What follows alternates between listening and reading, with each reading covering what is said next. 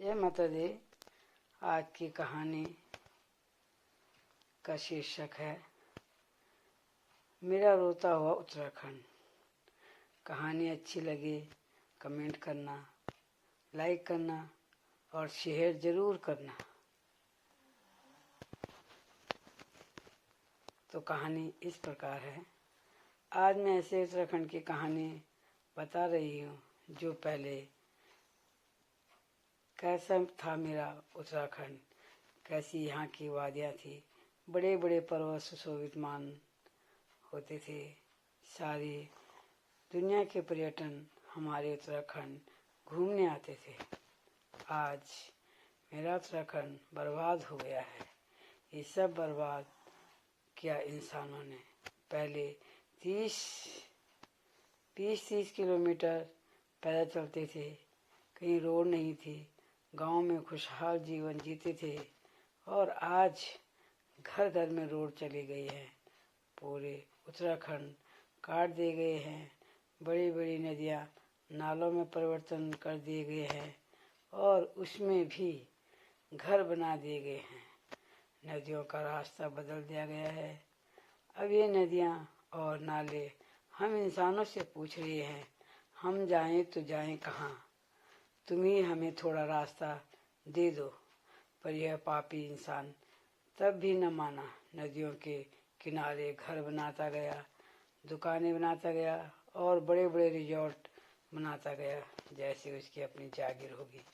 और हमारी सरकार भी कोई ध्यान नहीं देती है। हमारी सरकार ही ऐसी हो गई या समय ही ऐसा आया है। इंसान ही इंसान को भूल गया, पैसे के पीछे इतना भागता गया। आज जिस इंसान ने लाखों पैसे जोड़े, आज वह भी सब कुछ छोड़कर चले गया, क्योंकि आज कुदरत ने ऐसी मार मारी, कोई भी संभल नहीं पाया। तभी पहले के लोग कहते थे, कुदरत के साथ खिलवाड़ मत किया करो। हंसते खेलते परिवार इस मिट्टी में समा गए। कैसी आपदा आई, कैसी बाढ़ आई, कैसे बादल फटे। आज तक कभी नहीं देखा था ऐसा मंजर। आज मन रोता है अपने उत्तराखंड को देखकर। कैसा था पहले मेरा उत्तराखंड? बड़े बड़े पहाड़, हरे भरी वादियाँ, सुंदर सुंदर पेड़ पौधे। उन पेड़ों पर पक्षियों का शोर कितना सुंदर लगता था। रंग बिरंगे फूल से लदे हुए वह पेड़, जिन्हें देखकर मन प्रसन्न हो जाते थे। लेकिन आज वह सभी पहाड़ तोड़ दिए गए, काट दिए गए। नदियों में डैम बनाकर गांव के गांव हटा दिए गए और पहाड़ों पर बारूद से तोड़कर अपने लिए गाड़ियों की सुविधा कर रहे हैं। जो पर्वत सुशोभित मान थे हमारे उत्तराखंड के, आज वह धराशायी हो गए। कुछ पहाड़ खोखले कर दिए गए। इंसान की जिंदगी छोटी है पर सुविधा उसको बहुत बड़ी चाहिए। हमारा उत्तराखंड देवभूमि के नाम से जाना जाता था, पर आज हमारे देवता का भी घोर अपमान किया जा रहा है। देवताओं का मजाक उड़ाया जा रहा है। बाहर से आए हुए लोग जैसे मुस्लिम, सिख और अन्य लोग आकर रीति रिवाजों का अपमान किया करते हैं। वो हमारे देवताओं का मंडान लगाकर हमारी परंपरा के साथ ऐसा खिलवाड़ कर रहे हैं जिसकी कभी किसी ने कल्पना भी नहीं की होगी। इसलिए तो ऐसी आपदा आ रही है। हमारे लोग इन लोगों का बहिष्कार नहीं कर रहे हैं। इनको अपनी भूमि से उखाड़ फेंकना चाहिए। ऐसे लोगों को हमारी देवभूमि में रहने का कोई हक नहीं बनता। इसलिए सभी देवी देवता भी इंसानों का साथ छोड़ रहे हैं।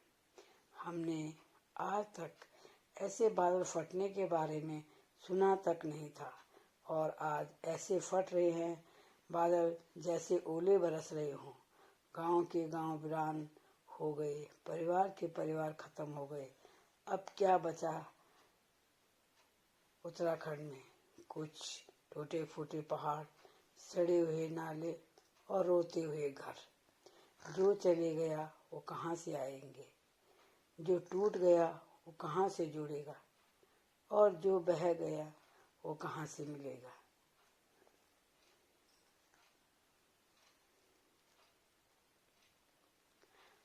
अब यह रह गई है मेरे उत्तराखंड की कहानी। मन करता है हम भी अपने उत्तराखंड को देखकर आए, पर अब वह बर्बाद एक खंडर हो रहा है। अब वहाँ क्या देखें, ऐसा क्यों हुआ होगा, किसकी नज़र लगी होगी हमारे उत्तराखंड को, जिसको देवी भूमि कहते थे, वह भी ऐसे बर्बाद हो रहा है। देवी देवता भी अब किसी की मदद करने की कोशिश नहीं कर रहे हैं, क्योंकि हम मनुष्यों ने ही देवी देवताओं का स्थान परिवर्तन करने की सोची अपने मतलब के लिए। इसलिए हम लोगों को यह मंजर देखने को मिलता है। लगता है एक समय ऐसा आएगा जब कहीं भी तीर्थ स्थल कुछ नहीं बच पाएंगे, क्योंकि हर जगह पाप ही पाप हो रहे हैं। कहीं बेटियों की इज्जत लूटी जा रही है, तो कहीं अपने ही अपनों का खून बहा देते हैं। कोई भी कहीं भी सुरक्षित नहीं है। अब तो जानवरों ने भी ऐसा आतंक कर रखा है, हर रोज कहीं न कहीं किसी बच्चे या बुजुर्ग को अपनाने वाला बना देते हैं। पहले तो बाघ जानवरों को ही निशाना बनाया करता था, पर आज वह इंसानों को ही निशाना बना रहा है। हमारी सरकार को कोई फर्क नहीं पड़ता, क्योंकि जो लोग गांव में रहते हैं वही बाघ का शिकार हो रहे हैं। गांव के लोगों को घर से बाहर निकलना पड़ता है, और वहाँ जंगल बहुत घने हो रहे हैं। पहले गांव में बहुत लोग घरों पर रहते थे, तब जंगलों में घास और लकड़ियाँ काटी जाती थी, जिसके कारण जंगल खाली खाली रहते थे। तब जानवर आसानी से गांव के पास छुप नहीं पाते थे।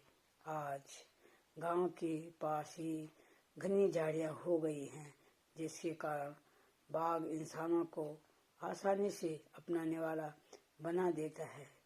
इस बात पर कोई ध्यान नहीं दे रही है हमारी सरकार, अंधी बन बैठी है, किसी भी काम करने में सक्षम नहीं है।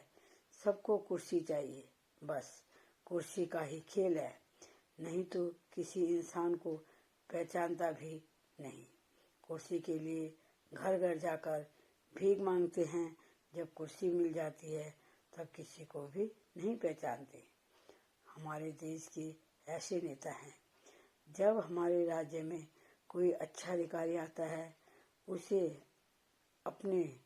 उसे हमारे भ्रष्ट नेता नहीं टिकने देते हैं, या उसका दूसरे राज्य में ट्रांसफर कर देंगे या उसको मरवा देंगे, क्योंकि वह इन नेताओं को कोई भी गलत काम नहीं करने देगा।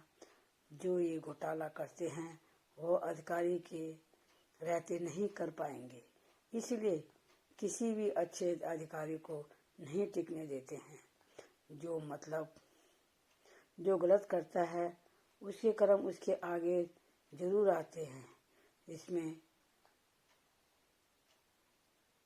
लगे तो उसके बच्चों पर लग जाते हैं, तभी तो कहते हैं बाप खोए पूत रोए। यह बात सच्ची है। इस बात को पहले कोई भी स्वीकार नहीं करता, पर जब बात बिगड़ जाती है तब पता चलता है, तब बहुत देर हो जाती है। अपने मतलब के लिए कभी किसी का बुरा न करे। जो सच्चाई है वही लिखी है। कहानी कैसी लगी कमेंट, लाइक और शेयर जरूर करना। धन्यवाद।